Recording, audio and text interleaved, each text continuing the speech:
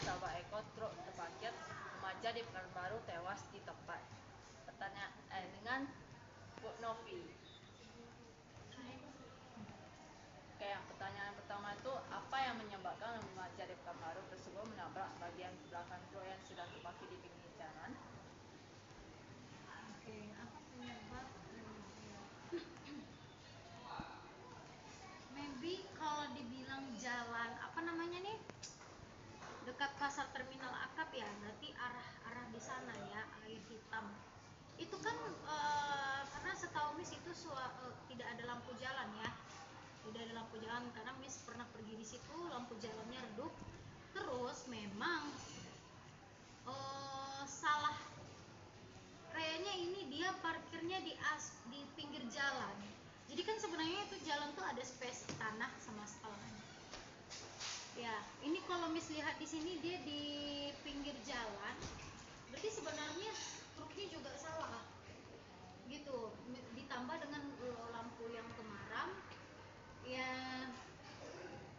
maksudnya itu kita nggak nampak jalan. Kita kalau nggak jalan nggak hati-hati dekat yang daerah air hitam itu, kita bisa nabrak. Memang di situ jalan lintas truk, tapi truknya ada yang bandel nih. Truknya tuh nggak geser yang ke bagian kanannya itu, kan yang sisa tanahnya yang aspal, malah parkir di pinggir jalan yang beraspal. Ya kalau nggak nampak ya tentu ketabrak gitu. Jadi sebenarnya bukan salah sepenuhnya dari si anak sih gitu. Maksudnya truknya juga kalau ditengok di sini ya, dia parkirnya di aspal. Sama-sama salah. Yang satu mungkin tidak memperhatikan jalan. Soalnya ini salah, ada tiga yang disalahkan di sini. Satu, pemerintah kenapa tidak ngasih lampu di situ?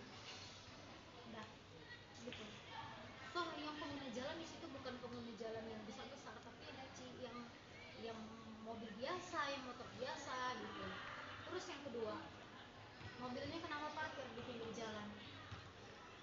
Ya kalau misalnya kamu perhatikan sendiri di gambar ini, di tanah atau di aspal? Di aspal kan?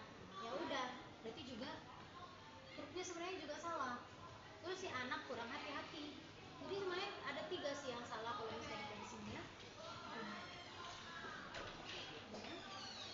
Pertanyaan kedua, bagaimana kalau mengetahui awal hingga akhir kecelakaan yang membuat remaja itu meninggal di tempat kejadian?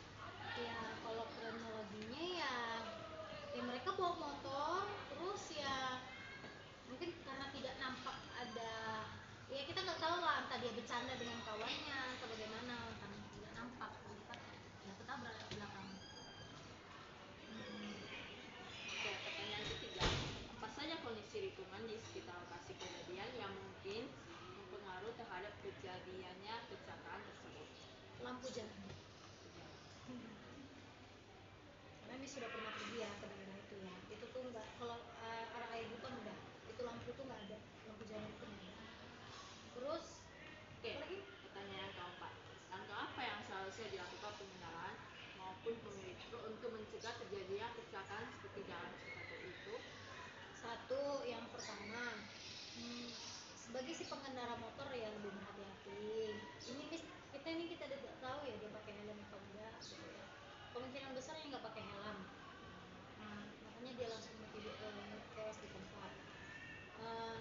Terus yang kedua, lampu jalan apa tadi, yang pengendara maupun pemilik truk ya, truknya nggak boleh parkir di pinggir jalan sembarangan gitu. Nah, terus lampu jalannya ya fungsikan lagi lampu jalan